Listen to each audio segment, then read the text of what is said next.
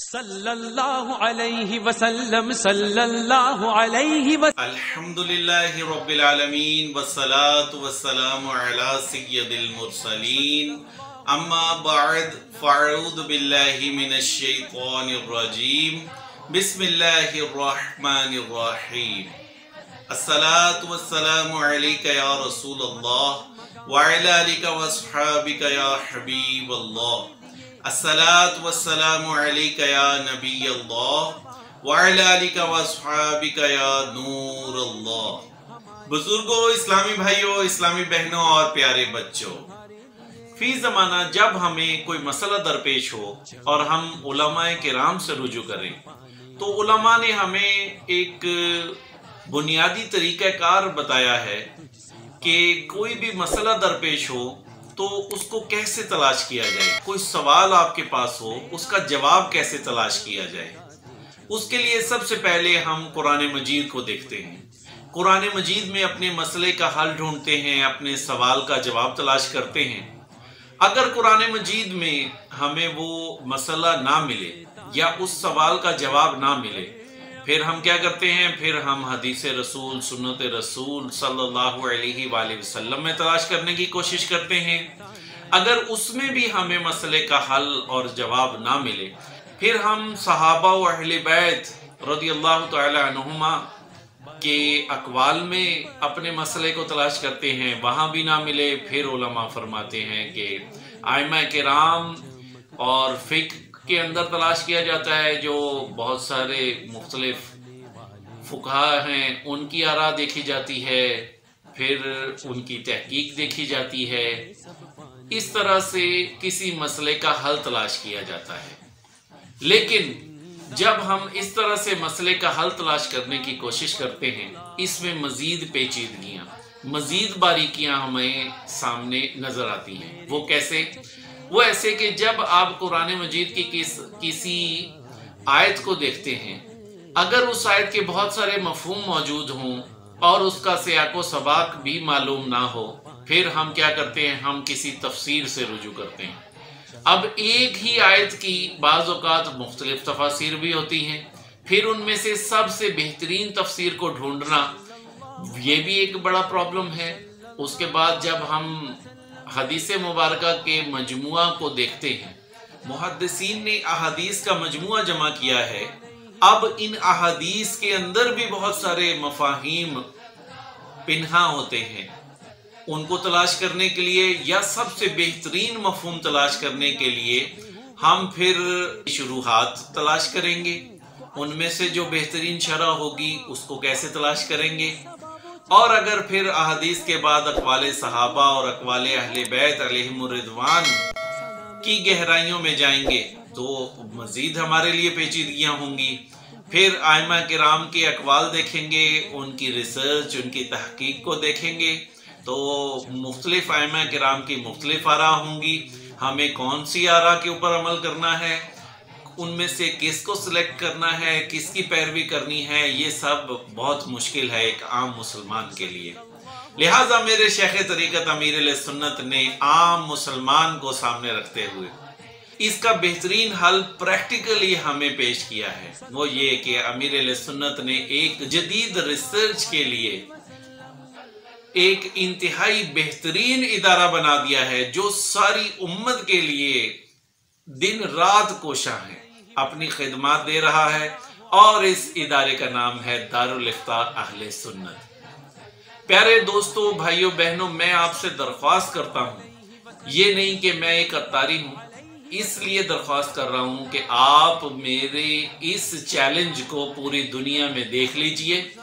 दारुल इफ्ता अहले सुन्नत का शाया करदा कोई एक जदीद फतवा वो इंतहाई खूबसूरत तहकीक पर मबनी होता है, जिसमें कुरान और सुन्नत, सहाबा किराम के अक़वाल, अहले बैत के अक़वाल, आइमा किराम के अक़वाल, मुख्तलिफ रिसर्चेस, उनका कंपैरिजन और उसके ऊपर बेहतरीन फतवा दिया जाता है कि इस ज़माने में इतनी रिसर्च करने के लिए शायद किसी के पास वक्त है या नहीं है।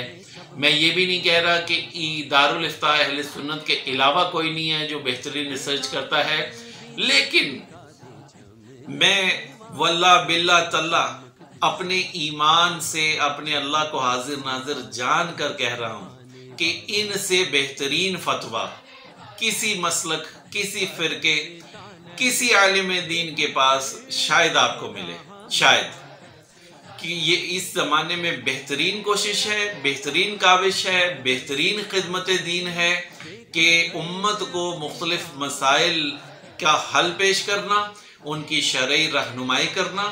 گو کہ ابھی ڈیجیٹل لائبریریز کا زمانہ ہے، ابھی انٹرنیٹ کی دنیا ہے، گوگل کی دنیا ہے، ایک ورڈ لکھنے سے آپ کے سامنے سارا ڈیٹا سامنے آ جاتا ہے، لیکن اس میں سے درست کیا ہے، غلط کیا ہے، یہ پہچان کرنا بہت مشکل ہے۔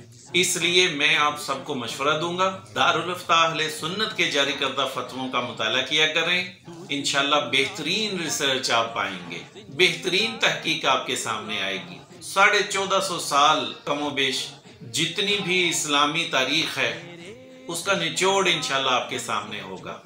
میں نے کوشش کی ہے کہ میں اس کا ایک سلسلہ شروع کروں جس میں زیادہ آسانی ہو، زیادہ بہتر ہو اور میرے لیے صدقہ جاریہ کا سبب بنے۔ آج میں پہلے فتوے سے سلسلہ شروع کر رہا ہوں، بولتے فتاوی جات۔ سب سے پہلا فتویٰ جو ہے، اس زمانے کے سب سے بڑے مفتی، نہ صرف دعوت اسلامی بلکہ تمام اہل سنت کے سب سے بڑے مفتی محمد قاسم الطاری دامت برکاتہم العالیہ کے فتوے سے میں سلسلے کا آغاز کر رہا ہوں۔ وہ اس کا موضوع ہے مزار پر حاضری دینے کا طریقہ۔ اس فتوے کو 2 رجب المرجب 1443 ہجری بمطابق 4 فروری 2022 کو شائع کیا گیا اور دارالفتہ اہل سنت کی سٹیمپ اس پر موجود ہے۔ دارالفتہ اہل سنت سے سوال کیا گیا، کیا فرماتے ہیں علماء دین و مفتیان شرع متین اس مسئلہ کے بارے میں کہ مزارات اولیاء پر حاضری کا طریقہ کیا ہے؟ نیز مزار شریف یا ان کے اوپر رکھی ہوئی چادر کو چوم سکتے ہیں؟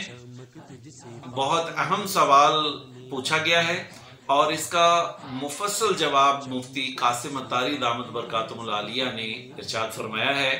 آئیے جواب سنتے ہیں۔ بسم اللہ الرحمن الرحیم۔ مزارات اولیاء منبع انوار و تجلیات ہوتے ہیں، ان پر حاضری دینے والوں کو راحت ملتی ہے اور بے شمار دینی و دنیاوی فوائد حاصل ہوتے ہیں، لہذا ہر خلاف شرع طریقے سے بچتے ہوئے باادب انداز میں حاضری دینا مستحسن یعنی اچھا عمل ہے۔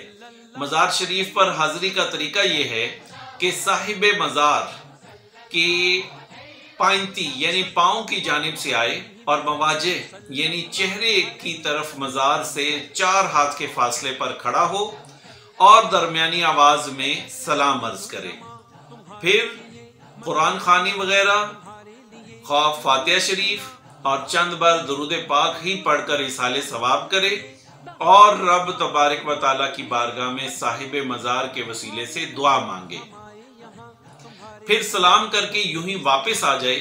جہاں تک مزار شریف یا اس کے اوپر رکھی ہوئی چادر چومنے کی بات ہے تو اس سے بچنا چاہیے کہ علماء کرام فرماتے ہیں ادب یہی ہے کہ مزار شریف سے 4 ہاتھ کے فاصلے پر کھڑے ہو کر حاضری دی جائے اور مزار شریف چومنے سے بچا جائے۔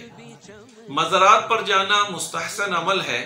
نبی پاک صلی اللہ علیہ وآلہ وسلم شہدائے احد کے مزار پر ہر سال تشریف لے جایا کرتے تھے، چنانچہ مصنف عبد الرزاق میں ہے، نبی کریم صلی اللہ تعالی علیہ وآلہ وسلم سال کے شروع میں شہدائے احد کے مزارات پر تشریف لے جایا کرتے تھے۔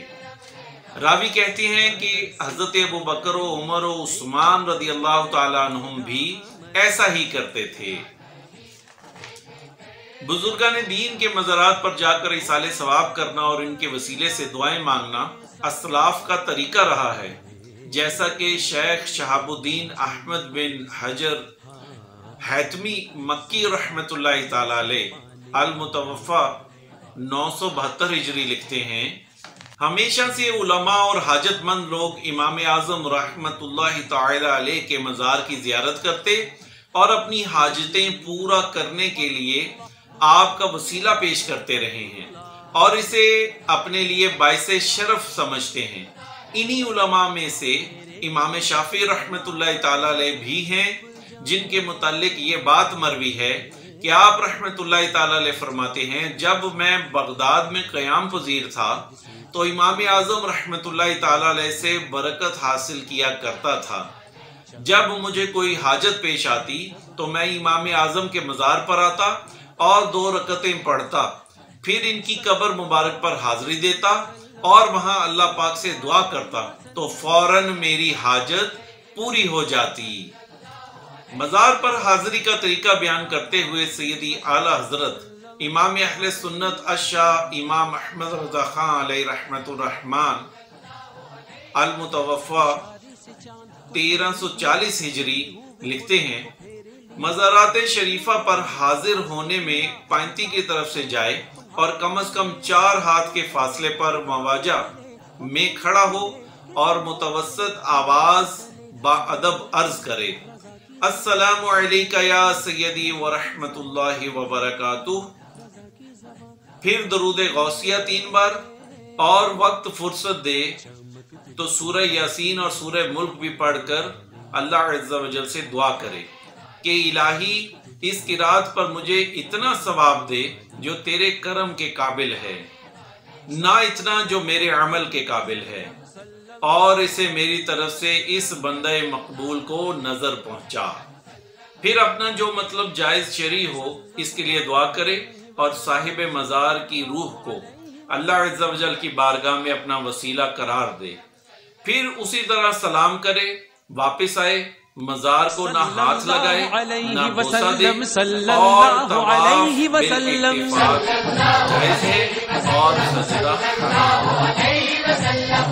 اور مزار کو بوسہ دینے کے متعلق شیخ محقق شاہ حنفی بخاری رحمۃ اللہ تعالی زمین و زمان تمہارے لیے، مدین و مکان تمہارے لیے، چنی و چنا تمہارے لیے، بنے دو جہاں تمہارے لیے، بہن زبان تمہارے لیے، بدن میں جا تمہارے لیے، ہمارے یہاں تمہارے لیے، اٹھے بھی وہاں تمہارے لیے۔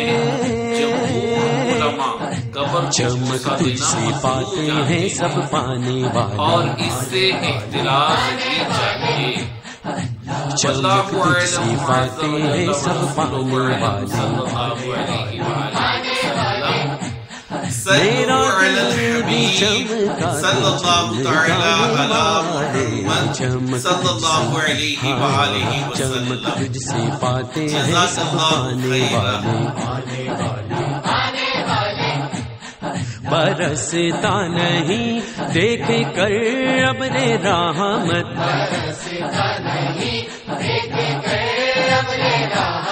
برستا نہیں دیکھ کر ابر رحمت،